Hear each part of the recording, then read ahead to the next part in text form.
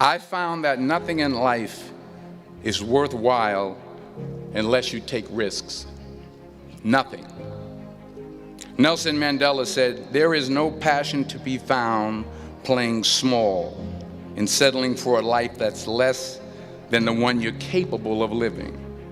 Now, I'm sure in your experiences in school and applying to college and picking your major and deciding what you want to do with life, I'm sure people have told you to make sure you have something to fall back on. Make sure you got something to fall back on, honey. But I never understood that concept, having something to fall back on. If I'm going to fall, I don't want to fall back on anything except my faith. I want to fall forward.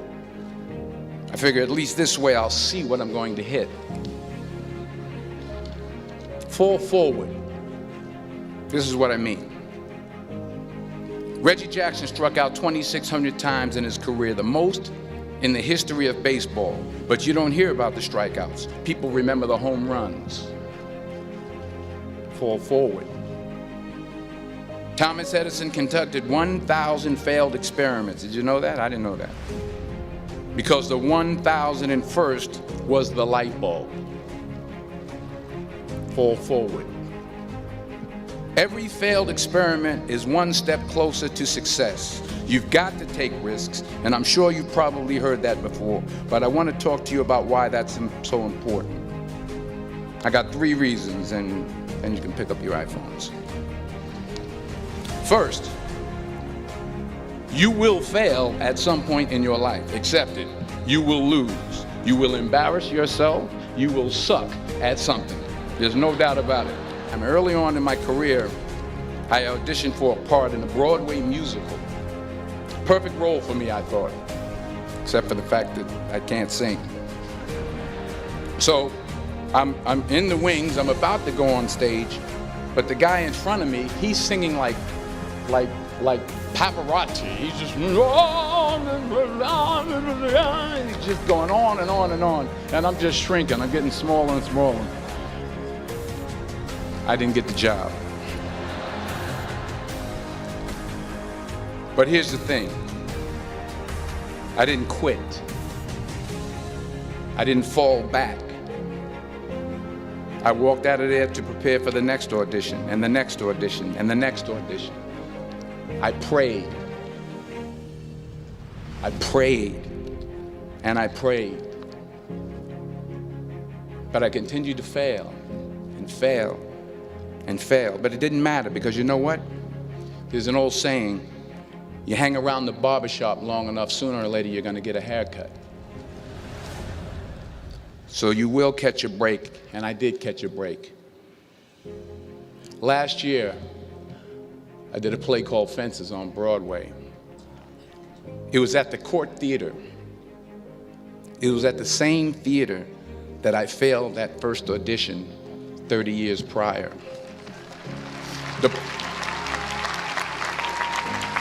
The point is, and I'll pick up the pace, the point is every graduate here today has the training and the talent to succeed. But do you have the guts to fail? Here's my second point about failure.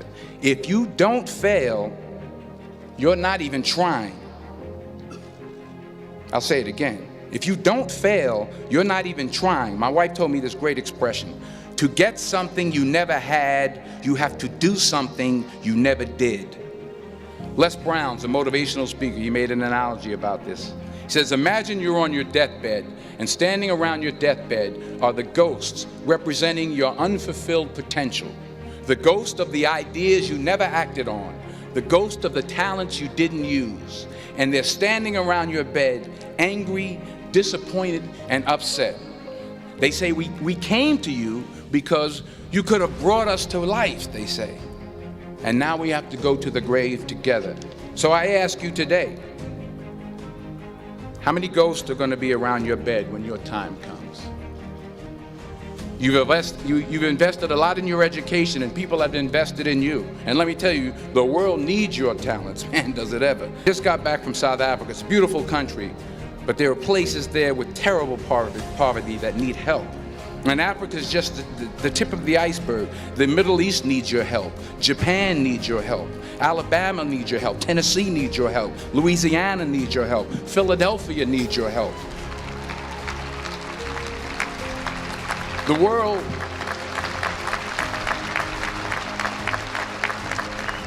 world needs a lot, and we need it from you. The question is, what are you going to do with what you have? I'm not talking about how much you have. Some of you are business majors. Some of you are theologians, nurses, sociologists. Some of you have money. Some of you have patience. Some of you have kindness. Some of you have love. Some of you have the gift of long suffering. Whatever it is, whatever your gift is, what are you going to do with what you have? All right, now here's my last point about failure. Sometimes it's the best way to figure out where you're going. Your life will never be a straight path. I began at Fordham University as a pre-med student. I took a course called cardiac morphogenesis. I still can't say it.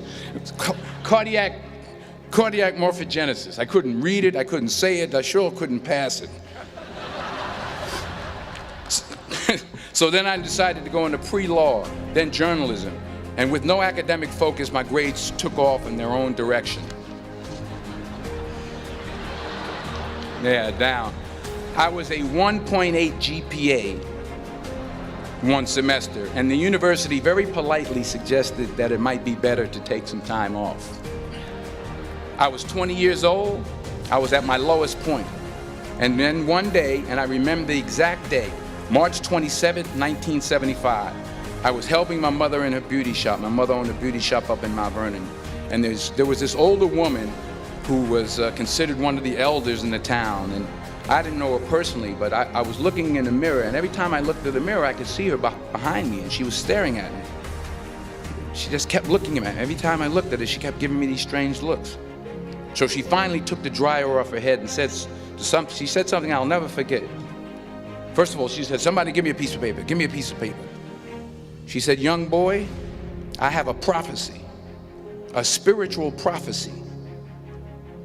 She said, "You are going to travel the world and speak to millions of people." Now, mind you, I'm 20 years old. I'm flunked out of school.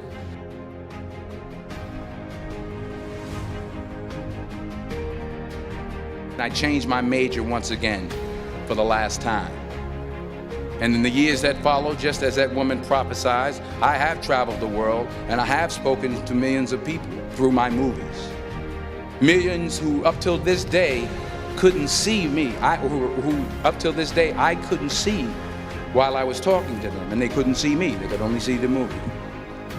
They couldn't see the real me. But I see you today, and I'm encouraged by what I see.